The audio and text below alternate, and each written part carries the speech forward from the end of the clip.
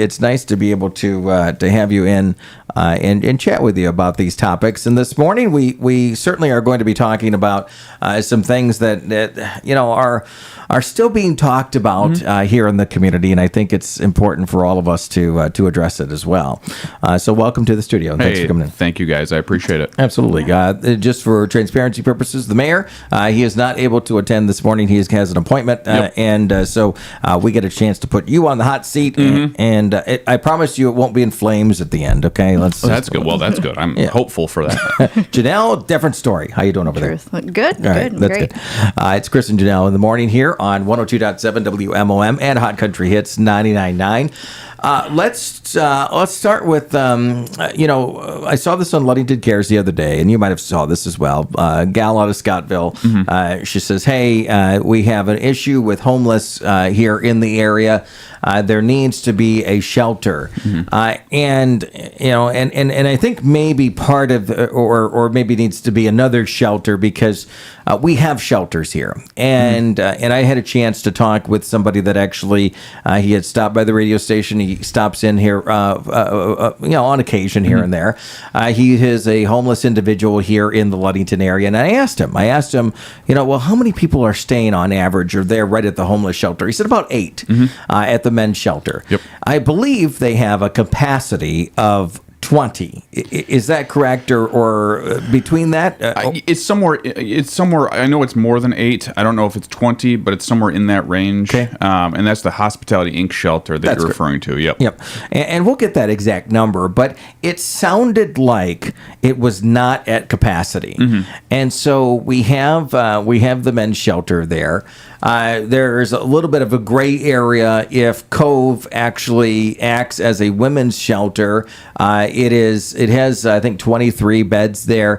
But in order to be admitted to Cove, at least from what Janelle found out and from what we see, you have to have some sort of domestic violence or something that has happened to require you to be there. Now, we'll certainly, revise that if that's the case. But I don't think, and we talked about this off the air, if a female homeless person here in the area were to walk into Cove and say, "Hey, I need a place to stay," I don't think that they would turn them away. I don't believe.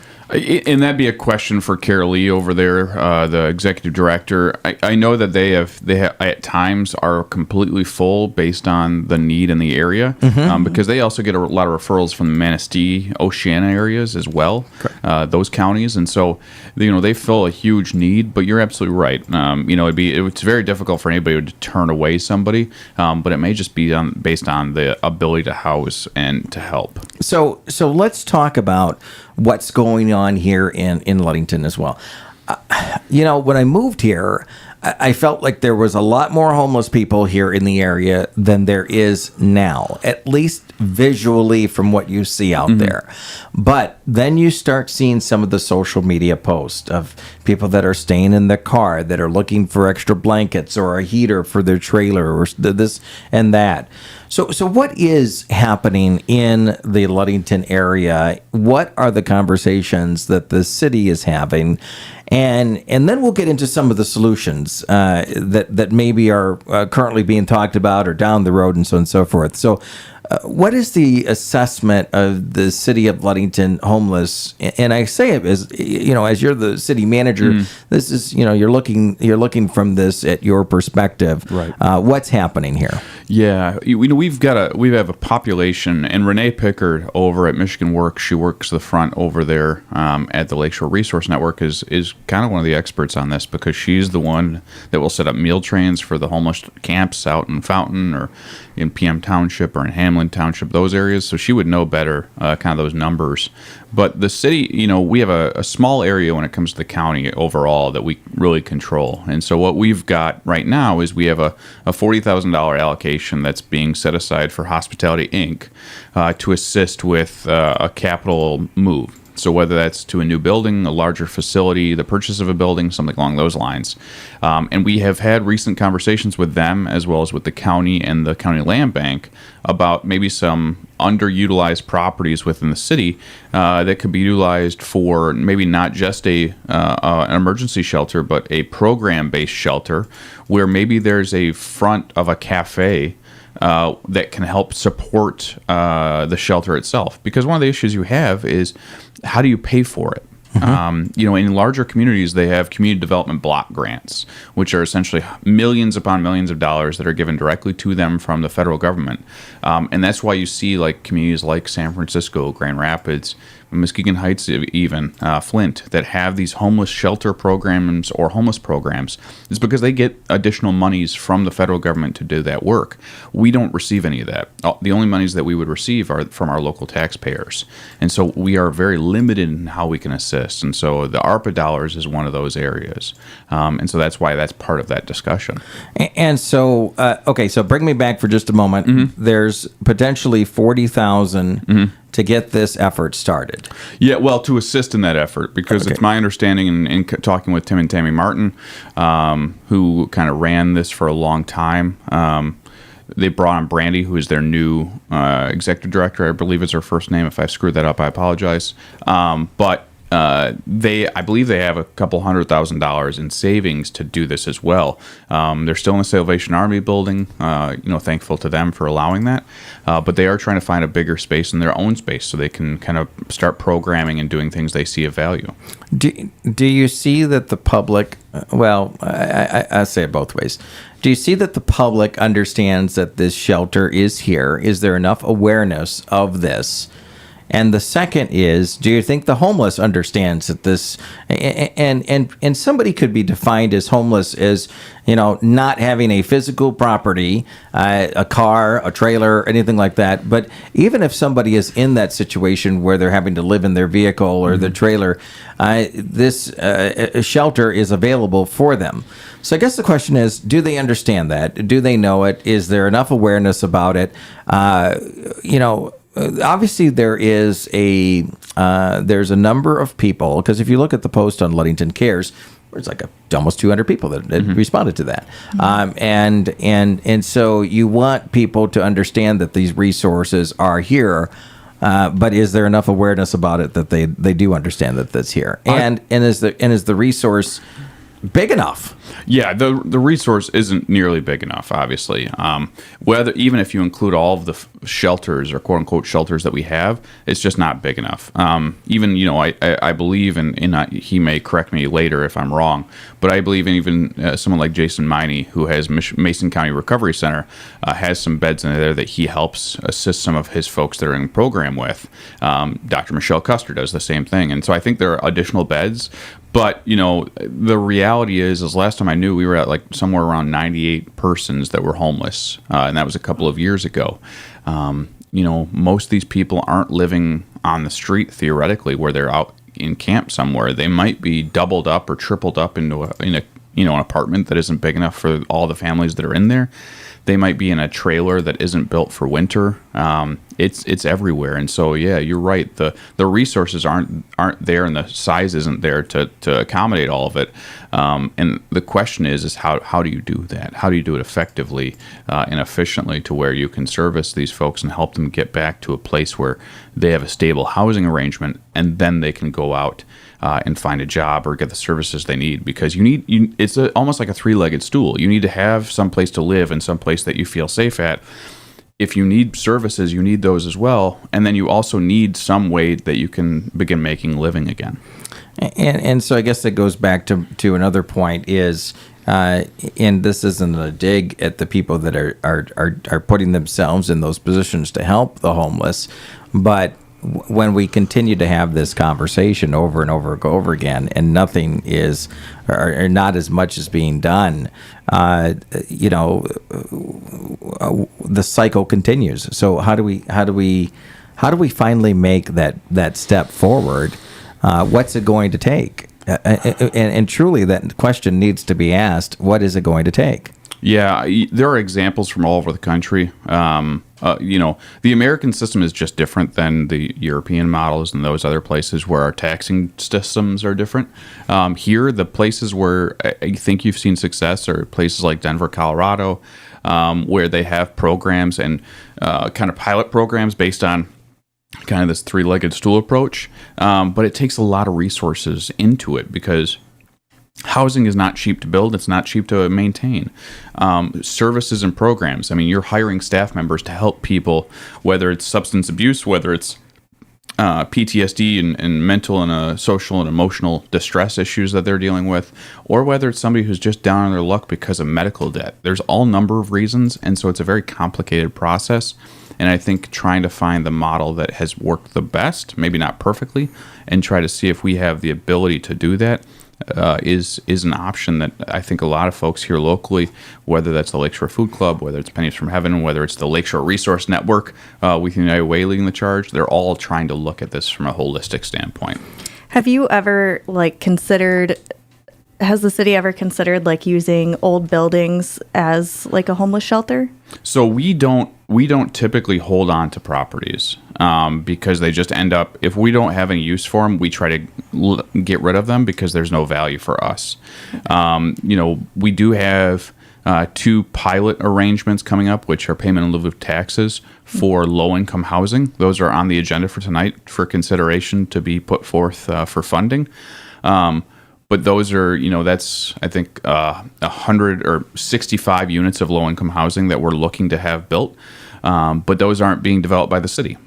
Okay. Those are private properties. I think from a zoning perspective, City Council and the Planning Commission are willing to work with folks on kind of creative solutions to deal with these problems, including, hey, you've got housing on the second floor for emergency homeless shelter. You've got some housing on the main floor for a program-based situation, and then you've got a really cool cafe or coffee shop out front that can help pay for all of that. There are ways that we can work with every organization to try to do this. Could you see that let me just throw out a question here, and I know it's going to sound insane, but it's what it is.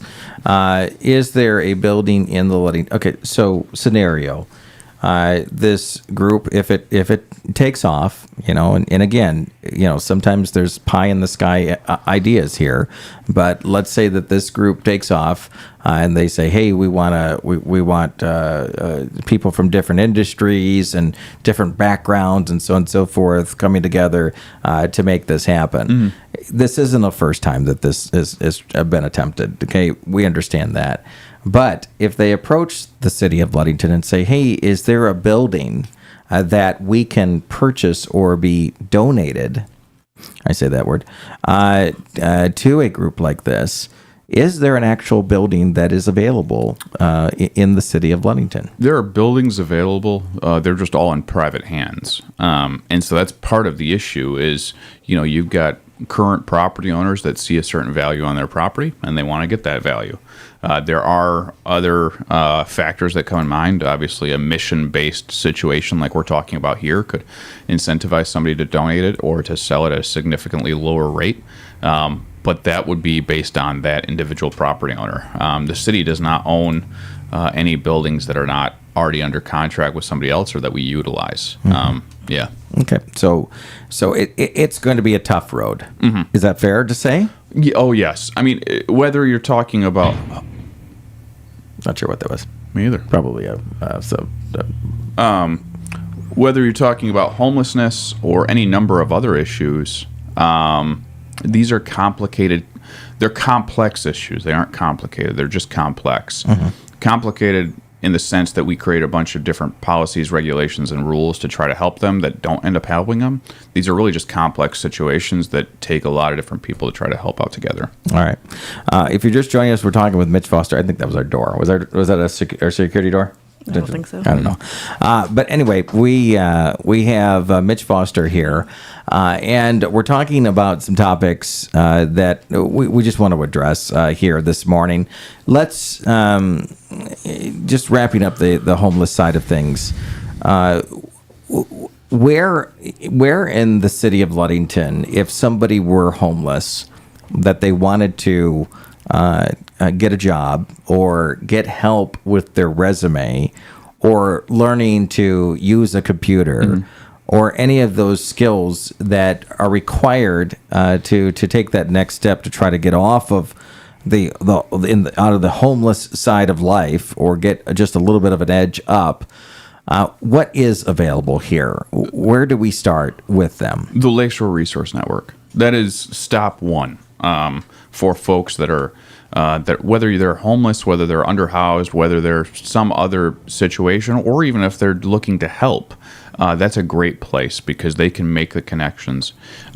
Typically, when I walk in there, you've either got Don or Renee sitting there, and they are both willing and interested in helping you, and they care about the individual and their circumstance. And so they are the people to go to for this help.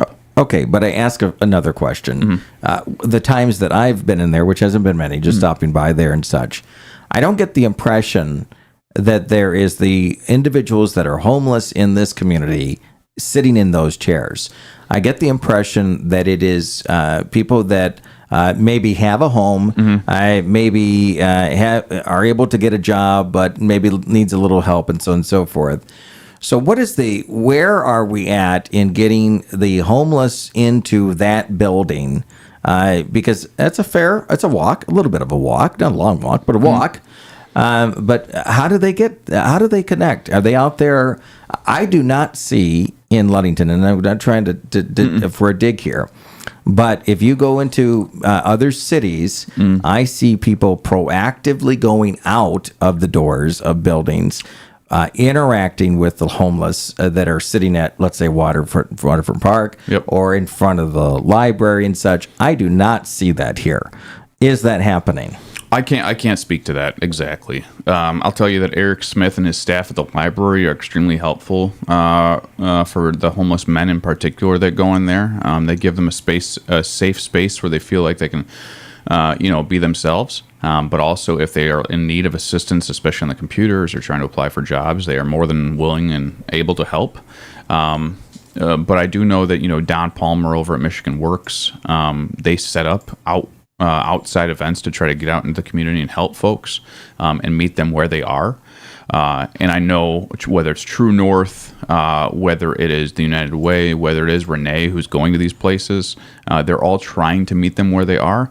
But it's also a circumstance of, again, resources. In a small community like Ludington, we don't have as many resources as these larger communities. And because we are a destination and a beautiful place in the summertime and kind of moderate and mild winters, we end up having a number of homeless folks that will come here because of those weather circumstances. And so it's a tough place to be at right now, but I think the groups that are working on it are doing the best that they can. So like the Lakeshore Resource Center, basically they can point you where, Michigan Works, where they can help you set up the resume to get stable jobbing. And then you have the food pantry right next door. So they have ways of knowing what you should do next. Right. Yeah. I mean, you go to that front desk and you can have somebody point you to True North for housing, the Food Club for food assistance, to Michigan Works for a job. They can point you to maybe West Michigan Community Mental Health or another mental health organization if that's a problem. They are kind of the 211 in person of what's needed. All right, it'd be interesting to see how many actual homeless people that they have moved into jobs, and why they haven't, if they haven't, and what the challenges are. So maybe between you and I, or Janelle and all three of us, we can connect with them and see if we can have them on the air. Yeah, because I think we talk about the living situation part of the homelessness in our communities, but we don't talk about the steps to get them from homeless to job, to career, to renting, and so on and so forth. And I think there's a challenge, and it might simply be that there is a challenge of perception. And perception. If you read the post that was on Ludington Cares, the perception is, hey, we've got an issue with homelessness here in the community, and it's not meant to be negative. Like, oh man, there's too many homeless people. It's crime and so on and so forth. No, it is, how do we help them? And that's where the community stands. So if these organizations that you talked about are certainly helping, maybe these 200 people or comments on this post just needs to say, hey, I'm going to volunteer at the resource center. Right. I'm going to volunteer at the men's shelter. I'm going to help at Cove, and so on and so forth. And that will fill the need here in the community. Now, if that's the case, then that's the direction people should be going, right? Yeah, you don't want to duplicate services. I mean, that is like nonprofit 101. You start duplicating services, you duplicate, abilities and programs, and it ends up really hurting everybody because you can't focus in on those that are doing a good job. And so I would definitely recommend that each one of these folks that are interested in doing this work reach out to the Lakeshore Resource Network.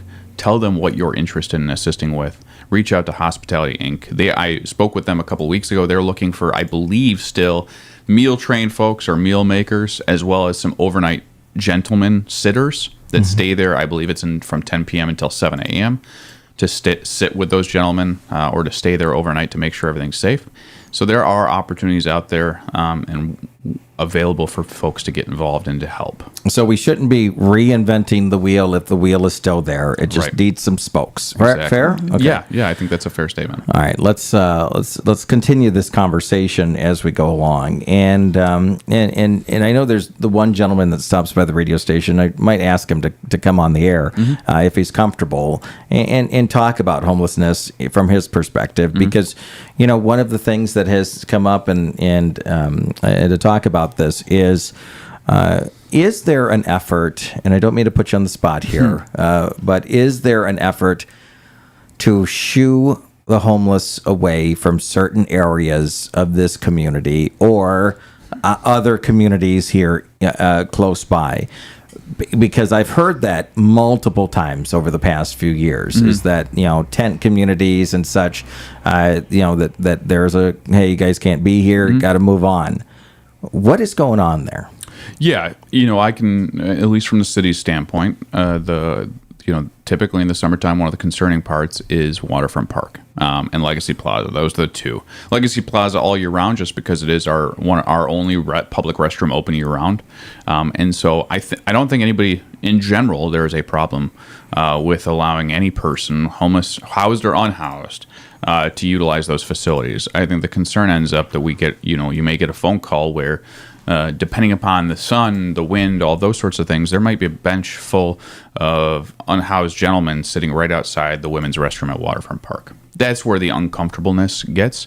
But that'd be the same situation if it was a group of housed gentlemen just sitting right outside of a women's restroom where they're just smoking cigarettes and, on their phones or having a conversation, and it's making somebody uncomfortable. And so I think the goal isn't necessarily to make them feel unwelcome. It's to help everybody feel comfortable in our parks and in our facilities.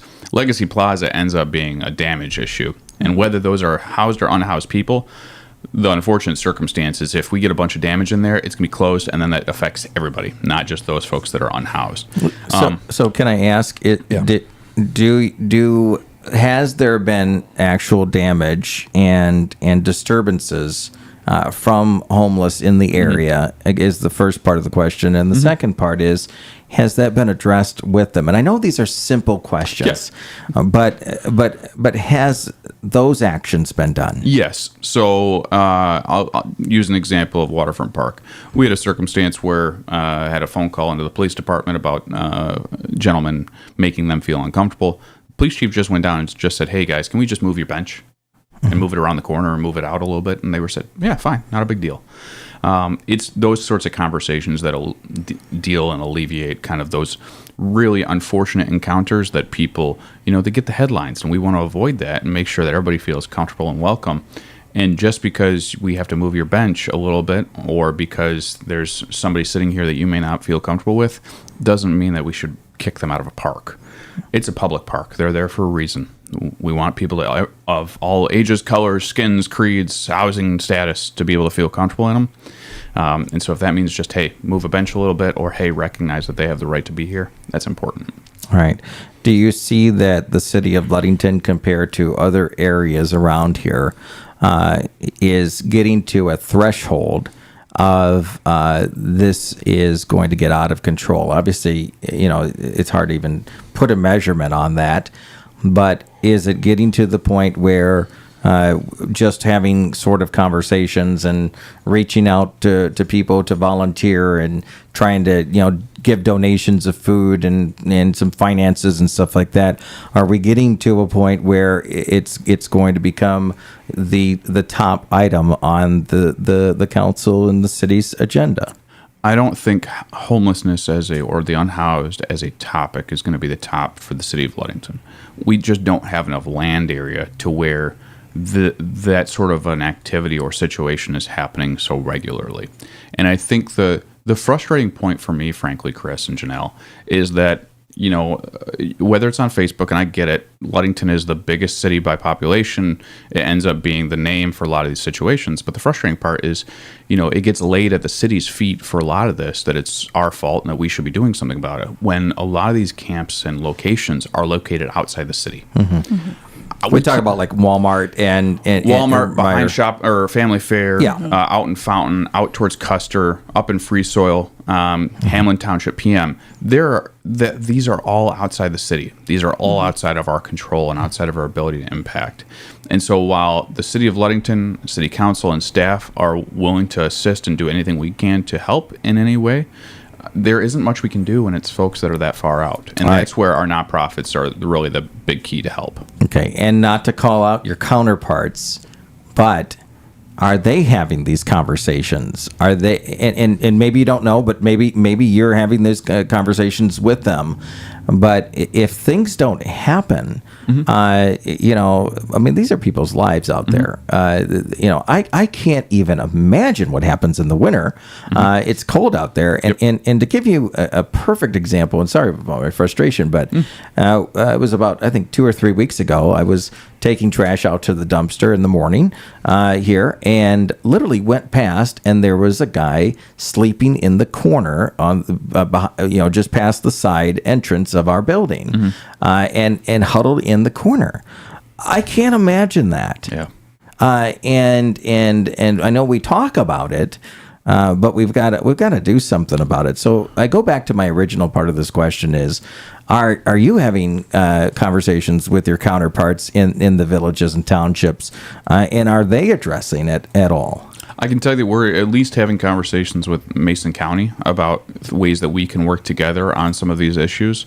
In particular, working to try to find a way that we can find a facility for whether it's an emergency or a program-based shelter.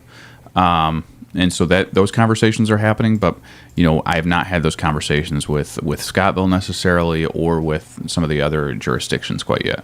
All right, and again, I hate to put you as the point of contact on this, right? Because it does take a ton of people. It does take a ton of resources. Mm-hmm. It takes the right resources and people, and so I guess when they have this meeting that they want to have tomorrow night, and again, it's like just a community member saying, "Hey, I want to put a meeting out there. I want to have a meeting and see what we can do." I do encourage them. And somehow encourage these resources that are available to connect, because you did say something very important. Trying to repeat the process, I think, is going to be something that's going to be an uphill battle when the process has already started. Right. We just need to see faster results. And much greater results. The individual that stops into the radio station on a regular basis, it's been 2 years, I think, that he's been homeless. Now, we don't know everybody's situation. We don't know how they became homeless. What their situation is, what their drive is. Do they have goals? Is this what they're comfortable with? We don't know any of those scenarios. Right. But I think in a small community like this, it's not a bad idea to have those conversations with them and see how each individual could be propelled forward in those particular moments there. Agreed. We're talking with Mitch Foster, City Manager of Ludington, this morning. Let's move on to another, I say hot topic, and I apologize about using that term, but it is. The owners of Sportsman's posted this on their Facebook page about a month ago about their frustration with the alley behind Sportsman's. And with that said, and by the way, I hope that I know we're talking about some aggressive topics, and I want you to come back on a regular basis on the Chris, morning this show. never bothers me. It's All okay. right, good. Because I think the community understands that there's good moments and there's bad moments in any community that we live in. The negative side to this is that you have an alley that is closed that people would drive through or even park on. I know I've parked in that alley before, and it fills up, and we see traffic on the sides of the roads and so on and so forth.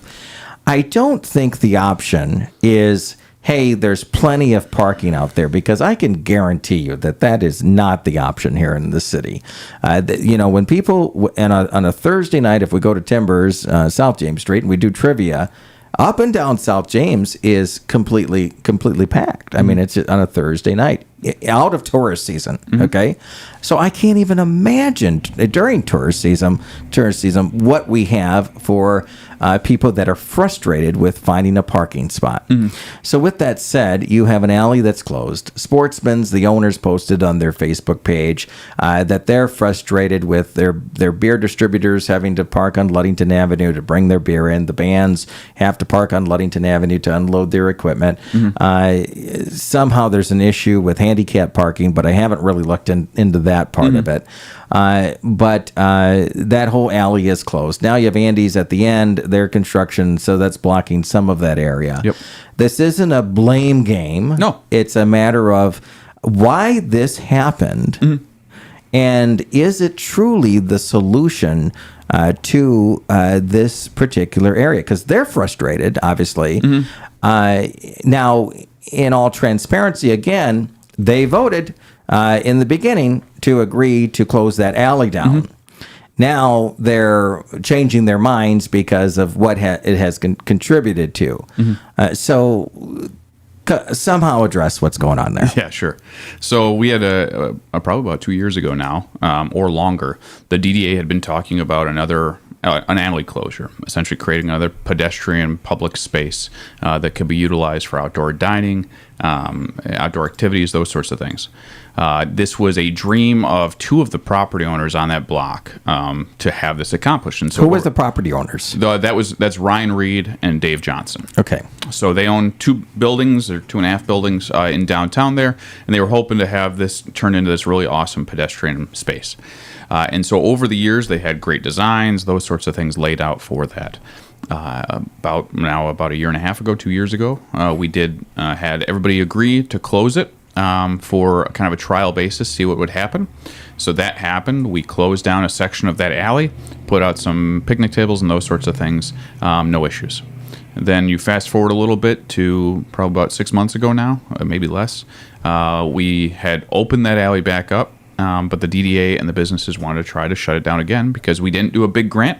We just did a little kind of trying to phase our way into a larger project. You put up the barricades, you paint the barricades, you work to get some picnic tables in there. Right behind Sportsman's, Mitten, Barley and Rye, and Timbers. And so the goal was that those restaurants could utilize it. You'd have new pavement there so that it wasn't a rocky surface, and see if it worked. You get a couple months into it, and it's just not being utilized for one reason or another. And the restaurants were hearing from certain customers, or from a handful or a number of customers that were frustrated about things. The beer distributors and the bands, a little less concerned about, and even they are. I mean, they're not gonna stop selling them beer because they have to truck it, extra 20 yards. But it is an inconvenience. So what we have done now is we actually had a phone call about 2 weeks ago with all of the property owners again to say, hey, here's a alternative solution, which is, hey, let's move the barricades over a little bit so that people have access directly behind Sportsman's. Okay. Sportsman's will stripe a kind of a takeout spot and a handicap spot right behind their building. Okay. Timbers will have kind of a little drive up where the owner over there can pick up beer and take it down to the other Timbers location. Okay. And we'll keep the closure in place for the most part. so that if people decide to start utilizing it, and I know the DDA is trying to program for it, bring in some bans, that we just don't give up on the idea. And that was really pushed by the DDA board, which is all downtown businesses or residents, as well as, a number of those property owners. They still wanted to see something happen as a temporary solution. Did you feel that the business owners with those compromises were happy about this? Is that the solution that will make that area work well with everybody? It sounds like it. When we got off that phone call, I made sure everybody's still good with this, right? We're going to try this out and see what happens. And they said, yep, we're good with this change. Let's see what happens. And again, anything like this, Chris, these are all kind of pilots. Okay. You fail quickly so that you can change. The first iteration failed. It just didn't work out. So how do we change that to make it look a little bit better and work a little bit better? It didn't cost a ton of money, so let's do something a little bit different. If it doesn't work out in the end, we know the city's not out $1.5 million, which was the original grant allotment. We're out a couple $1,000s. When you talk about grant, Yep. what specifically is the grant for? So originally, when this all started, the city had been awarded about $1.5 million, or about $500,000, I should say, to do a big closure of that alley, very similar to Legacy Plaza, just on a smaller scale. Okay. But again, we didn't green space and stuff, yep, or no? Yep, okay. Some green space, but mostly kind of stamped concrete, those sorts of things. But we just didn't have the cash, and so this was trying to show incrementally that this project could work, or that idea could work. Okay. And so it just takes time. And so I think all the property owners are on board. It's also all going to change drastically once Andy's is done. Mm-hmm. As well as whatever happens with the bank. And so there are so many different moving parts that I keep telling folks, let's wait and see. People ask me about parking for Andy's. Let's wait and see, because we don't know what the end result is actually going to look like quite yet. Well, in the end, if you're really looking for parking, it's not a huge walk, but you have right across the street, what is that, like by Wrath and whatnot, mm-hmm. like over by Legacy Plaza. Mm-hmm. If you're really looking for parking, you have that. You have over, there's parking. Mm-hmm. It's not like we can just buy extra space and put it there for a parking lot. You have to work with what you have. Well, but if you're going out to dinner, mm-hmm. you don't want to be parking 2-3 blocks away. To be going to dinner, especially if you're a business owner in the wintertime, wanting to accommodate for people to come into your establishment. Can I push back on that a little bit, though, okay. Chris? Think about when you go out of town. Mm-hmm. You don't care. You're more than happy to walk a couple blocks, or even you'll walk from an Airbnb, and we get people that do this all the time. You'll see them walking from one of our bed and breakfasts at the Ludington House or something, 6 blocks away to downtown, because they're willing to. It's a cultural thing that we have as Americans, not just Ludington. Mm-hmm. But really, it's a block and a half west, and you're at the new apartments, and that whole parking lot is available for public parking. But that's a communication issue on our end.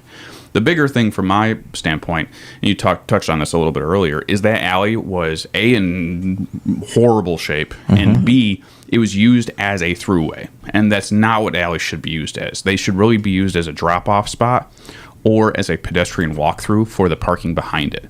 If you think about most cities, those alleys are not used as true throughways because that's unsafe. A lot of our businesses use those back spaces for entrances for public, entrances for the handicapped or mobility challenged. There's a number of reasons, and so having that much traffic through there is a tough thing.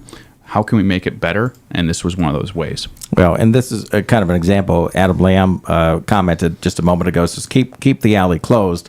But in his particular case, the volume that Sportsman's, Timbers, mm-hmm. Blake is not even close. Right. So, you're talking about businesses that are frustrated mm-hmm. because they have, hundreds and hundreds of customers that come in on a daily basis there. And that's why, you try to find compromises amongst different uses, different businesses, different business owners, property owners, to try to find an alternative solution. And I think we've found that for right now. Again, things that are able to change flexibly and be able to move forward. All right, sounds like a positive movement mm-hmm. movement forward there. And Andy Reamer, a fairly good friend of mine. Obviously, we're a partner on a venture. Obviously, you know that, and the community knows that too. But can we sort of debunk a rumor that is out there? And that I love debunking rumors. Okay, that's good. And that is that he owns the alley. alley. Is that correct? Where- Because people say I didn't know that. you could own an alley. Where his food truck is, he does own that. Oh, okay. The alley itself is only about 20 feet wide. Mm-hmm. And so if you actually go to the east end of the alley that's closed right now, you can see right up the alley where Clay Olmsted's law offices are. Mm-hmm. On the north side of his office is right in line with Andy's or Dr. Reamer's food truck. Mm-hmm. That is the south side of the alley. The north side of the alley, and actually Brad Butterfield owns portions of that north side, because you can see where we actually did the paving down the middle. That's where the alley is. So he doesn't own the whole alley, but he does own a portion of what people thought was the alley. Okay, all right. And I wanted you to address that because people tend to blame others for things that are, the idea was, Andy wanted the whole alley, his food truck and everything like that, but that's not the case. No, and believe me, I appreciate Dr. Reamer. I appreciate his staff for making sure I can see fine, all of those things. However, communication with Dr. Reamer is a little bit tough because he's always so busy. Mm-hmm. Sue, his general manager and kind of business partner, she is always so busy. And so they actually didn't respond to quickly to a lot of these inquiries. So this wasn't their push. Mm-hmm. We actually suggested they put the food truck in the alley so that you could have like a food court area, because Timbers was talking about doing kind of a window out their backside of the building. You could put some nice picnic tables out back there, and then Dr. Reamer would be able to use the whole bank parking lot for storage for the Andes project. But that hasn't been open much, and Brad hasn't had the staff really to be able to staff a back open area. Mm-hmm. So again, it's one of those things where you try something. If it doesn't work, we move on to the next thing.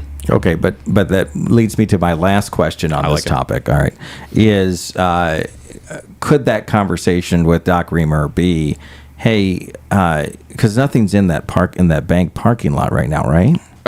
They've got some storage of materials, but not a ton quite yet. Okay. Because they're still, today they're pouring more concrete for the foundation and the footings. Okay. And knowing how good of a guy he is, and I truly believe that that he is looking out for this community, even when some people are pushing back on him and so on and so forth. But maybe that parking lot could be reopened until that point. I don't know. But maybe it's an option, but if it's something that will soften the temperature, I guess there should be some give and take there. I think. Absolutely. I can just tell you that if you were to open that parking lot up to parking, we would then have to close all of Rath. Because there'd be nowhere for him to store any of his materials as it starts getting delivered. Because that's going to be the big thing, is once that steel starts getting delivered for the structure itself over at Andy's, he's not going to be able to keep all of it in the roadway. He's going to have to store it at that bank, and then you've got siding, all number of things that are going to start being stored over there. All right, fair response. And I asked the questions because one, I don't know, right? And you know a lot of these answers, and hopefully we were able to address this as we go. We do have another segment coming in just a little bit, but I want to address some of the other topics that are on the agenda. Mm-hmm. First of all, you have a third ward counselor, Les Johnson. Thank you. That has vacated his seat. Yep. He was elected, right? Correct. This was actually his last year and a half in the seat. Okay, and so so that is vacated. There is 5 candidates that have put in their resumes and interest: Melissa Reed, Tom Rada, Jason Gerber, Gene Oakes, and Mark Rogers. Mm-hmm. I know I went to at least 4 of them, mm-hmm. 3 of them. And so tomorrow at a special council meeting, you're going to hear from these candidates. There is an option to fill that seat by the city council, mm-hmm. Without necessarily going through any other process, right? Correct. Okay. How is that going to work? What's the plan there? Yep. So the city council, I believe it's 30 days after the vacation of a seat, has the ability to fill that seat by a vote of the council. And so we put out requests for applicants. Those 5 submitted. So tomorrow night at 6 p.m. 6 p.m. Yeah. Yep. We will have those applicants will have about 5 minutes to kind of plead their case or pitch themselves to joining city council and to lending their voice to council. And then council will have the opportunity to either maybe ask them questions, 1 or 2, or they'll go right into deliberation discussion. They could make the decision tomorrow night, or they could make it sometime before, I believe it's the 19th of November. And do you feel, and I know I'm pushing back a lot today, and I apologize, but do you feel like one meeting and looking at resumes and hearing it for a few minutes from these candidates is the right thing for the city of Ludington? Do you think that, and again, I'm not talking about a vote, okay? I'm just saying that, is that enough time to seat this position? We were talking about it a little bit earlier, Chris, when it comes to all number of things, small town and smaller community. Mm-hmm. I think there isn't a name on that list that council or members of council don't know. Jeannie Oakes was a superintendent of schools. She was in charge of the Community Foundation for a number of years. Tom Rada has been an advocate for community issues for a number of years now at this point. Jason Gerber, while new to the area, has been an attorney representing a number of people, including the city before once. Mm-hmm. You have Mark Rogers, who's very involved with the Masons and has done a lot of community things. I'm trying to think who else. Melissa Reed, who owns MODA, has been involved in the Planning Commission for a number of years. I mean, you've got a group of folks that are engaged, and I think people know them, and so that's helpful to make this easier. However, City Council could take tonight and say, hey, or tomorrow night and say, hey, I'm not ready quite yet. Let's wait a day or two and then reschedule a special meeting for later in the week. But it has to be done fairly quickly. And so that's part of that reason. All right. Obviously, I was surprised to see Tom Rada's name on that list. And obviously, there's been some back and forth between the city council and Tom and other members of the city in regards to that. Can I say that that it would be no? I actually I support Tom Rada's effort when he wants to create checks and balances of any community, whether it be Scottville, Ludington, so on and so forth. I think having somebody that, and again, I'm not endorsing him. I want to make sure that that's clear. Yep. But I'm saying his effort to create checks and balances, is that truly somebody that the city council would consider, I guess, is what I mean. Obviously, you're going to consider every candidate. Right. I think city council is looking for somebody that can contribute to the council. Again, each individual councilor might have their own perspectives on that. They might have specific issues that they might want to hear about or those sorts of things. But in general, they're just looking for somebody who can participate and lend a competent voice. Tom is a competent voice. He definitely understands the issues and is more than willing to do the research into them. However, I think all of them are willing to do that. You wouldn't apply for a city council job unless you were willing to do that. And so I think Tom has said it on his blog before that, he didn't get the county job because he applied for the county seat when that was open after Gary Castoni had resigned. But he felt like he had still made an impact on that process. And he might still feel the same way if he doesn't get chosen tonight. But all these candidates, I hope, continue to lend their voice to processes or get involved if they're not fully involved. Because the more voices we have, the more it feels like a community that's fully engaged. Right. So we're kind of basically at this meeting, we're looking at hopefully like our needs for the community and then just seeing who will fit in best. And I mean, if they can't make their decision then on, say we take up till Friday, could that committee get together and kind of voice, okay, well, this is what we're voting on and what we need in the community, and then I guess just them all come back together and say Melissa Reed or whoever, Mark Rogers, I think this person would be a good candidate for this position. So yeah.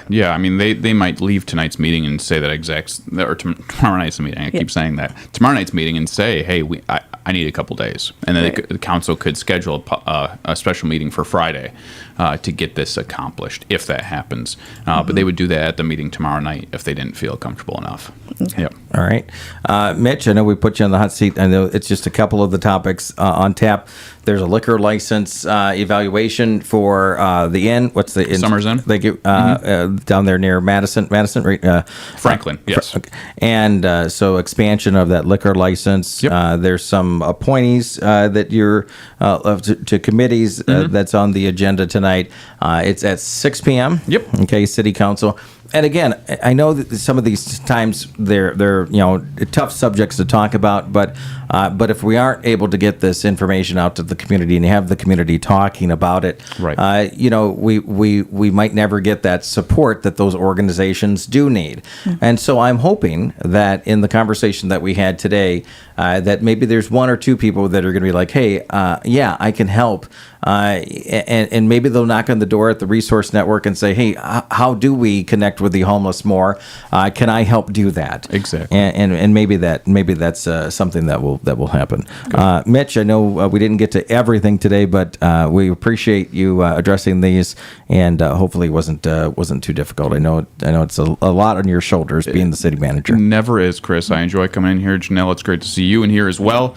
And should be fun moving forward with the two of you listening in. And then, these sorts of deep dives are fun, Chris. You know, they're not stressful. They're not pressure packed. This is why I do the job. This is why I do the job. All right. Well, we appreciate you doing the job, and keep doing it. It is Chris and Janelle in the morning here on Hot Country Hits 99.9 and 102.7 Mom FM. If you missed any of this segment, you can watch it in its entirety on our Facebook pages or our YouTube channel. Do that when you can. And also, more importantly, there are resources out there, and we'll continue to keep those resources on the front of people's minds and that attention there. But we do have to take care of those that are less fortunate and those that are struggling in our communities. And so we have to keep that conversation going. And let's do that. It is 9:37 here on Hot Country Hits 99.9.